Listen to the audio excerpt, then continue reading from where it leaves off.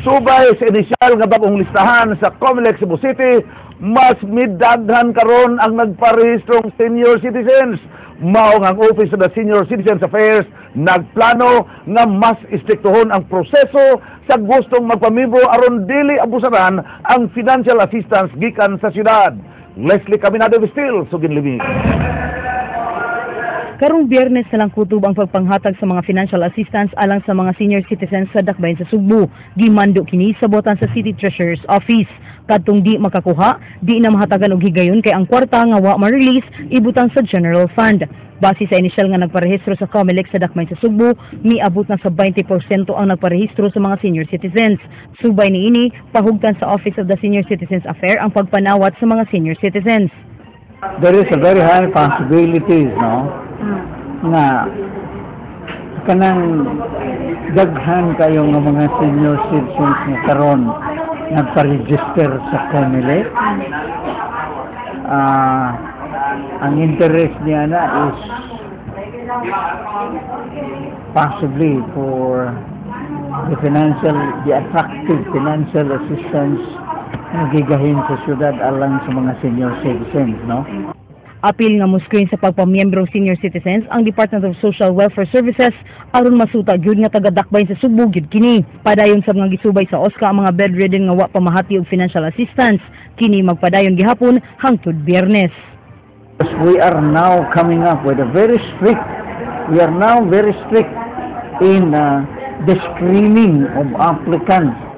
Leslie Caminado Vistil, News 5. Uyon ang Cebu City Medical Center sa gipropose sa Bureau of Fire Protection Region 7 nga ilang bayran ang 1/3 lang sa kinatibuk ang bayranan sa VECO. Matod ni Cebu City Administrator Dr. Lucille Mercado nga ilan naghikay ang pagbayad sa nasabutang bayranan sa kuryente. Gibutyag ni Mercado nga maglisod sila sa paglain og metro mao nga mausagyod ang ilang bayranan sa BFP. Sila nga kana ato ang mabayran mo na itong bayran niya katong ang portion. Patunga sa mga barangay kapitan sa lungsod sa Daan Bantayan, supak sa recall elections batok sa mayor. Pirma sa 25% lang sa mga botante ang gikinahanglan aron sa pagtangtang sa mayor gikan sa iyang katungdanan. King Perez, Sugin Limig. Matod sa mga barangay kapitan, gipugos og papirma ang mga residente petition for recall aron makadawat sa hinabang sama sa cash assistance ug construction materials. Karon ang among mga matag barangay ilang pag-ilan na nag-aabot 5,000 o kupirma sa natin na papirmahan pero ang napasakta ang mga katawag sa lungsod sa Bantayan na usaday at kalikul ang ilang ipapirmahan. Di pagkatap sa mga sityo sa akong barangay nga niyaani inyong ipaabot mga GICs o pirma mo ani para patagaan. Matod sa napo ka barangay kapitan, si kanhi Mayor Maluluot ang nagpasiugda sa signature campaign sa pag-recall kang Mayor Augusto Coro. Gipahimuslan kuno ni Luot ang kahigayunan sa kawadon sa mga mulupyo human sa bagyong Yolanda. Anong mamayad man nga di pa man o sa election na ina nga ang kanang recall o ba yun siguro nga kasabot mo si recall, no? Hinoon gipasabot ni COMELEC Provincial Election Officer Attorney Ferdinand Guhilde nga mahimong mo reklamo ang giparikol nga mayor kung mapamatud-an nga questionable ang nakuwang pirma sama sa pasangil sa napo ka barangay kapitan. Kaya recall petition dapat kabubot na sa mga katawhan. Kaya panamit doon na petition for recall, pwede mo oppose ang PICAS. Ang kanang politiko nga gipa-recall on the ground nga it was abbreviated consent ang gihatag sa mga tao nga napirma. Bitbut pasabot dili to free will nito. Gingong rason sa pagpa-recall kang Coro nga gingon nga pagpabor sa yang lumalaban sa politika sa pagpangapod-apod og mga hinabang. Nungingon ang mga kapitan na napo sa pikas na ang mayor dili makialayon o ipili lang na amin na lang dokumento na lang kung gusto ninyo makitaan na ayun. Ang pundok ni Coro nagplano usab sa pagpa-recall sa tulo ka mga konsehal nga kaalyado ni Luot tungod sa kanunay nga pagbabad sa pag-approve sa budget ug sa ABC President Rex Novabos. Ang kanhi Mayor Maluluot wala direkta nga mitubag sa pangutana kung kinsa bang nagpaluyo sa pagpa-recall kang Mayor Coro. Bisa-bisa nagpaluyo ko, nagpaluyo si Gwen, nagpaluyo si Polano. Si Polano, wala siya ilabot, anak. King Perez, News 5. Kung dunay daghang nalipay sa napasad nga single-parent ordinance sa dakbayan sa Subo, dunasay misugyot nga tun-an kining maayo usa pa i-implementar. Leslie Caminada Vestil, Sugin Liming.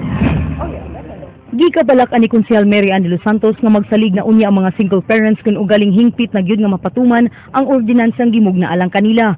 Kay dili kuno malikayan nga duna unyay kalit nga mopatimaw nga magpakaron ingong single parent aron lang makakwarta.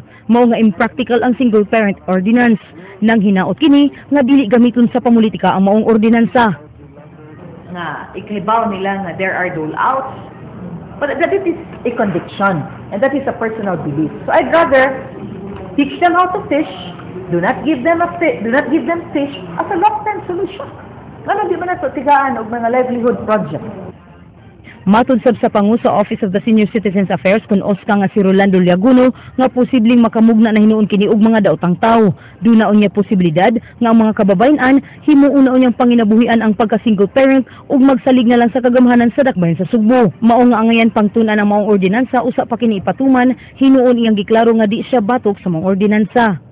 Ang bisang dili qualified mo insist na qualified sila, eventually kini nga ordinansa manghinaot ko na we do not create monster here or whatever it is, no, to hold this in abeyance for further study para nako.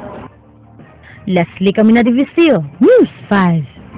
Ipadayag og kaandam ang mga pangu sa kapulisan sa lalawigan ug dakbayan sa Subo sa paghatag og police escorts sa pamilyang Archival nga nakadawat og death threats. Andrea Patenya, Sugin Liming. Human gipahibaw sa pamilyang Archival nga pipila kanila nakadawat og death threat subay sa ilang pagpasaka og kaso sa mga suspect sa pagpamanhig sa ilang igsuon nga si Attorney Noel Archival. Nipadayag og kaandam ang Special Investigation Task Group nga mohatag og security escort sa pamilyang Archival. Mato ni SITG Head Police Senior Superintendent Noel Guilliamac, dugay na sab silang naghatag og tulo ka security escort sa bugtong survivor sa ambush nga si Paulo Cortez nga anaa karon gikustodiya sa NBI. Apan giklaro ni Guilliamac nga kinahanglang musunod sa insaktong proseso ang pamilyang Archival kun mo request og security escort gikan sa Police Regional Office 7. Mas maayo kunong sa Police Security Protection Office sa PRO 7 gyud kuhaon ang ihatag unya nga security escort aron di makuhaan og tao ang Cebu Provincial Police Office. Kulang supposed to be asang area diha gyud kasi rin talang banda. Mawin supposed to be protocol. Andam sa muhatag si Senior Superintendent Noli Dumana ang hepe sa Cebu City Police Office ug police escort sa pamilyang Archival, hilabi na nga sakop sa ilang area of responsibility ang ilang Pinoy-anan. Gani dugay na kuno silang nagpadawg sa kasakop sa SWAT kang Cebu City Councilor Nestor Archival subay sa hangyo ni Mayor Michael Rama. We'll find a way. Parang video yan. And VPI, we will make things happen. Andrea Patenia, News 5. Upaw kadto naglangkob sa ato mga balita sa Aksyon Bisaya karong adlaw Martes, Mayo 13 tuig 2014. Kini si Frank Balidong Jr. Mga istorya nga di lang kutob sa paghatod sa impormasyon. Musunod lang Action Prime. Daghang salamat. Ako si Georgia Herrera. Tungod kalabaw pa sa balita, action!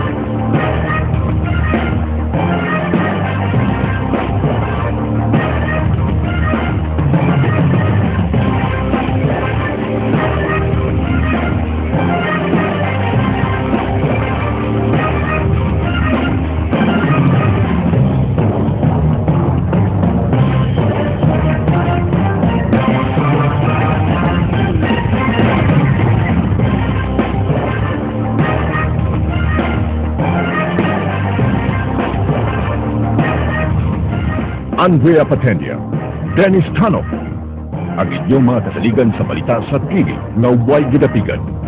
Si Andrea, kanang 10 Outstanding Student of the Philippines ug Communicator of the Year sa mga tuig 2009, 2010 ug 2011.